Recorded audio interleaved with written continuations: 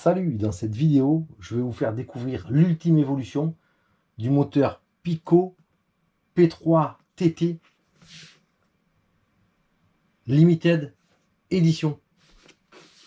On retrouve un coffret noir mat de chez Pico avec la petite étiquette ici, PIC 96-95, Pico P3 TT DLC céramique off-road 21 limited edition.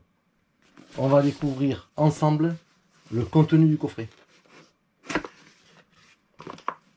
On a une mousse de protection, une planche de stickers Pico pour décorer sa carrosserie,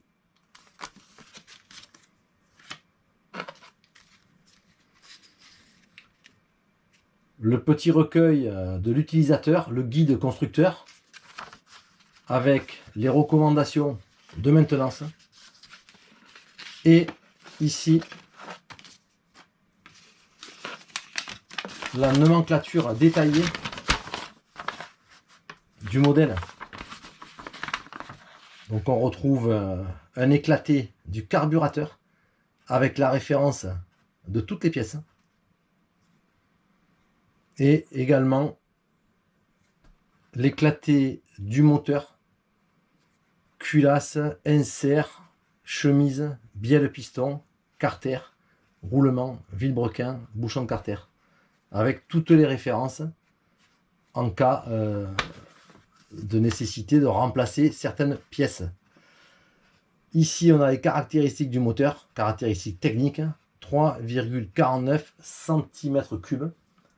Alors on a un diamètre de chemise ici en 16,03 et on a une course de 17,30. Voilà, un RPM 33 000 tours minute et un poids de 335 grammes. Il est précisé également qu'il est livré avec 3 Venturi, donc 7,5, mais également un Venturi ovale. On va y revenir.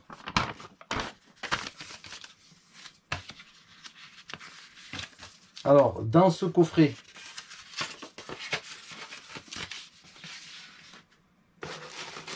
on a deux petits sachets qu'on va découvrir ensemble. Dans le premier, on a une mousse avec deux buts aluminium bleus, une en 7 et une en 7,5. Voilà. Elles sont en aluminium et il y a deux petits joints pour la fixation dans le carburateur. Voilà, sur leur support en mousse. On a un deuxième sachet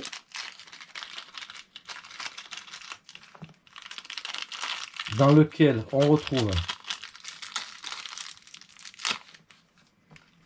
les 3 bouchons de protection pour le stockage du moteur. Ici l'arrivée d'essence, le bouchon d'obturation du carburateur et le bouchon d'obturation de l'échappement. Et on a également dans ce petit sachet ici le cône qui viendra se fixer sur le vilebrequin pour la fixation de l'embrayage. Découvrons maintenant le moteur. Alors il est dans une poche papier bulle. Voici le moteur.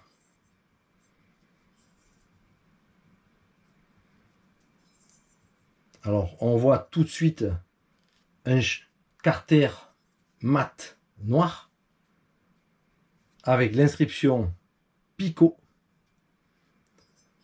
Il est livré avec un joint ici, le joint d'échappement. De ce côté, on a également la sérigraphie Pico et le numéro de série du carter.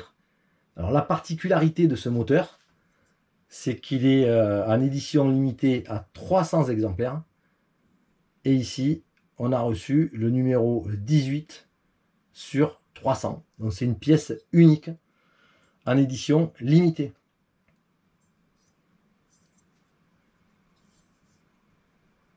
Alors, on va le démonter ensemble.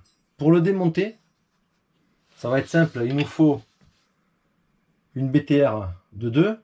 Alors, je vais utiliser des outils que je conserve spécialement pour le démontage des moteurs, pour ne pas abîmer les vis. Il nous faut également une BTR de 2,5 pour les BTR qui fixent la culasse et une clé à bougie pour démonter la bougie. Ça sera tout. Avec ces 3 outils, on va pouvoir démonter intégralement le moteur. Et on va commencer par le carburateur.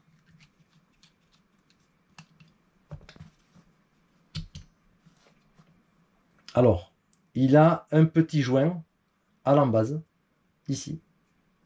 Et on a également à l'intérieur un joint qui est inséré dans le carter ici. Alors, on retrouve ici un boisseau absolument classique, l'arrivée d'essence. On a la reprise sur le boisseau de carburateur ici et une contre-reprise qu'on ne va pas toucher, on va laisser les réglages usine. Alors ici, il est corps aluminium, l'intérieur aussi, mais on a une bague d'isolation autour de l'embase pour éviter un échauffement trop important au niveau de l'arrivée d'essence dans le carburateur. Ça c'est important, hein. C'est le dernier modèle de carburateur Pico qui est en aluminium avec ici une bague d'isolation pour éviter la surchauffe du carburateur. L'autre élément qu'on va regarder ici, c'est la buse qui est montée d'origine. Elle est ovale.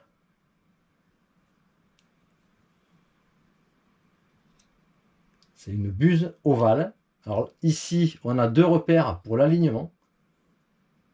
Et la particularité, c'est que lors de l'ouverture du boisseau, on va avoir une progressivité, puisque le carburateur au fond ici, il est bien rond. Mais que la buse ici, on va le voir avec ça, avec le fond blanc, elle est ovale. On va le mettre sur le... Voilà. Donc quand le boisseau va s'ouvrir, il y aura une progressivité de l'arrivée d'air qui va permettre au moteur d'avoir une montée en puissance plus progressive.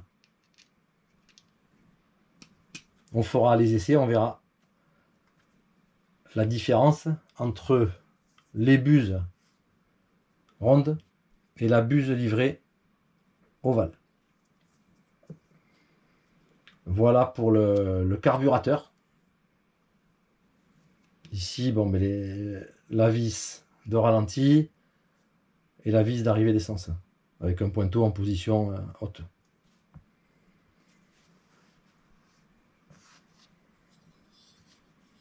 On va démonter maintenant la culasse. C'est une culasse 9 ailettes,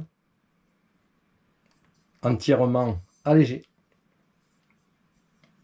Et la particularité, c'est qu'on voit des reflets bleus parce que toutes les bordures sont bleues, mais le dessous des ailettes et le dessus des ailettes sont noirs mat.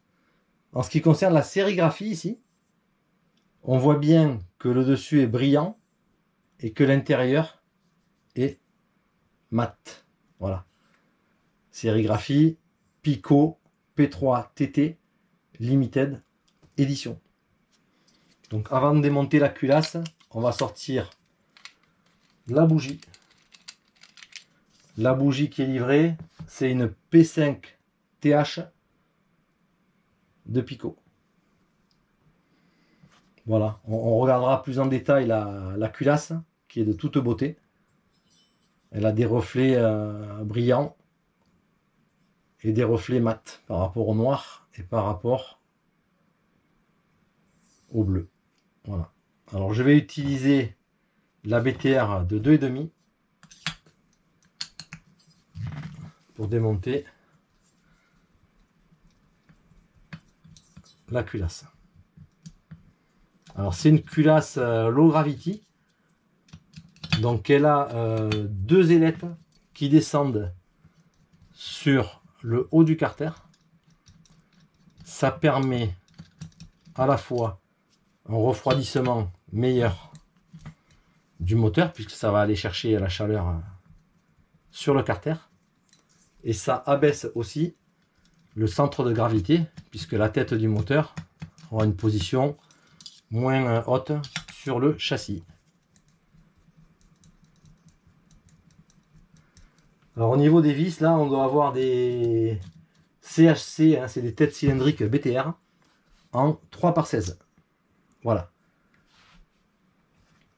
Donc je viens de démonter la culasse.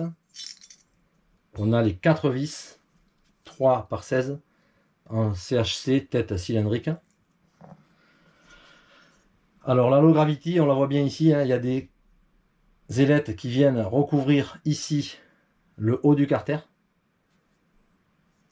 Il y a un fond plat, hein, moteur Pico, par rapport à l'insert qui vient à l'intérieur. Et on retrouve cette culasse, hein, qu'on peut admirer, hein, au niveau du bleu et du noir mat. Voilà. C'est vraiment une pièce bien finie. Et on ne se lasse pas de la regarder.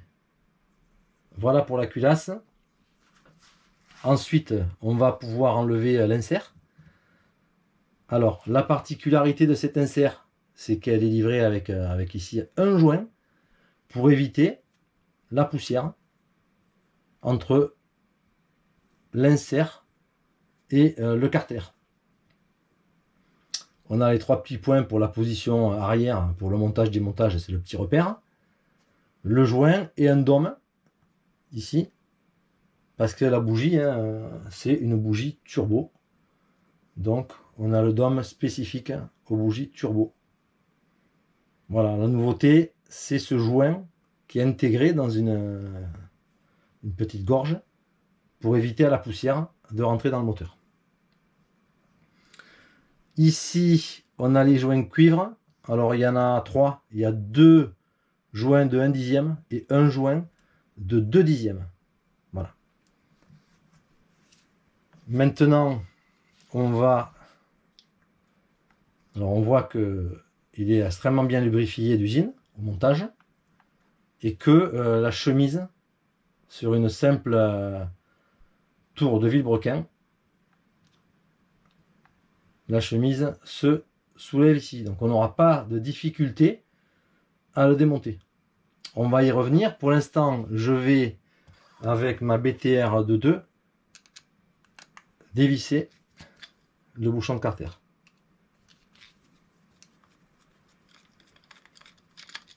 Là, on va retrouver 4 petites vis. Ce sont des 2,5 par 6 qui viennent tenir le bouchon de carter.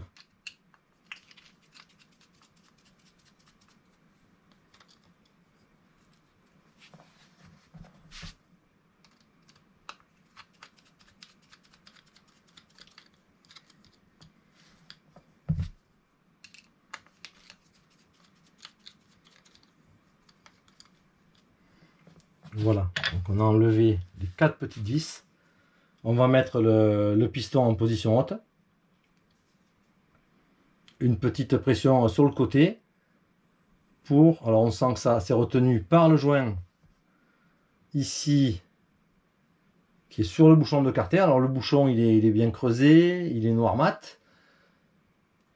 Ici on voit la particularité, c'est qu'il a un petit dôme, un creux à l'intérieur. Et dans la gorge de la jupe, en fait, il n'y a pas de risque de couper la jupe puisqu'il est coupé à ce niveau-là. Et on retrouve ici 2 petites oreilles qui vont permettre une meilleure efficacité du retour au ralenti. Voilà pour le bouchon de carter. On va faire remonter la chemise. Donc voilà, hein, on voit que d'usine, il est absolument lubrifié. Les pièces sont usinées à la perfection. Et là, on va sortir cette chemise absolument sans forcer. Et on va pouvoir l'observer ensemble. Alors, c'est 3 transferts, hein, on les voit bien ici. 1, 2 et 3. Assortis de 2 boosters. C'est les fentes qu'on retrouve sur les côtés. Donc 3 transferts, 2 boosters. Et ici, la lumière d'échappement. Voilà, pas d'autre particularité. Il est légèrement biseauté sur son embase. Voilà. Une pièce extrêmement bien finie. Elle est assez biseautée ici, là, sur les lumières ici. C'est bien biseauté. Donc ça doit avoir un effet sur la montée en régime du moteur et la puissance du moteur.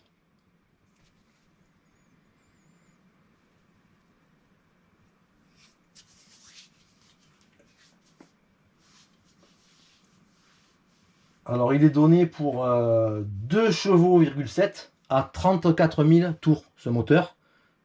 Un 3,49 cm3 donné pour 2,7 chevaux à 34 000 tours minute. Voilà, alors dernier élément. On va sortir bielle piston pour les observer et le vilebrequin. Alors, on ne devrait pas forcer énormément. Voilà, c'est bon. Il suffit juste de décrocher la base de la bielle. Alors, c'est une bielle allégée. On a ici une petite saignée de lubrification avec un trou qui vient sur la bague ici à l'intérieur. Voilà, le piston avec son axe et ses clips. Ici, 2 segments en haut du piston. Et une tête de piston absolument plate. Pas d'autre particularité, hein. Elle est en forme de couteau, elle est quand même biseautée allégée, cette bielle. Et elle n'a pas de référence particulière. C'est une bielle Picot. Voilà. Pour la bielle piston. Dernier élément à sortir ici. Le vilebrequin. Alors ce vilebrequin, il est traité DLC. Donc on reconnaît ça à sa couleur noire. C'est une matière qui est extrêmement dure au niveau du traitement. Donc c'est bien pour le maneton, pour l'usure, ça va le renforcer. On a ici une saignée de lubrification aussi au niveau du roulement avant. On a de la pâte rouge pour faciliter ici, pour optimiser le passage et l'arrivée d'essence dans le moteur. Et sur le plateau, alors il y a un travail extrêmement précis là qui est fait. On a ici un allègement du plateau sur 3 points, 1, 2 et 3. Et également à l'extérieur ici.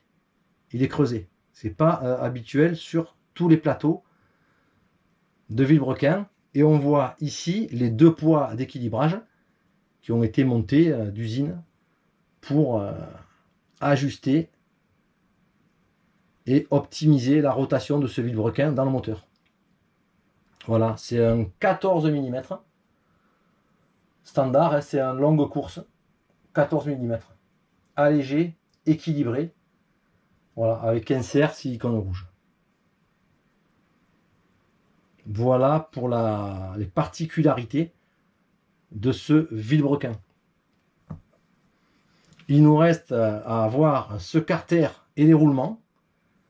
Alors, à l'avant, on va retrouver un roulement haute vitesse type japonais étanche. Et à l'arrière, on a un roulement à billes céramique. Donc c'est extrêmement fiable et performant dans ce type de moteur. On voit l'intérieur du carter, hein, extrêmement bien usiné. Finition, il n'y a pas de bavure, il n'y a absolument rien. Ici, pareil, à l'intérieur, tout est net, tout est brillant. Pas de surprise, hein. Finition Pico. C'est un modèle absolument fabuleux. Cette édition limitée. Donc on a parcouru et observé toutes les pièces qui constituent ce moteur. Très prochainement, eh bien, on le montera sur un châssis pour faire des essais. Hein. Voilà, donc on est sur un modèle en édition limitée, le Pico P3TT Limited Edition. Voilà, superbe moteur, Pico. Voilà, Deep Color, absolument magnifique au niveau de la culasse. C'est une originalité de Pico, Biton. Black brillant, mat, le bleu, bien connu des P3X et P3TT classiques. Et ici, on a l'édition limitée. J'espère que la vidéo vous a plu. N'hésitez pas à partager et à liker. Et je vous dis à très bientôt.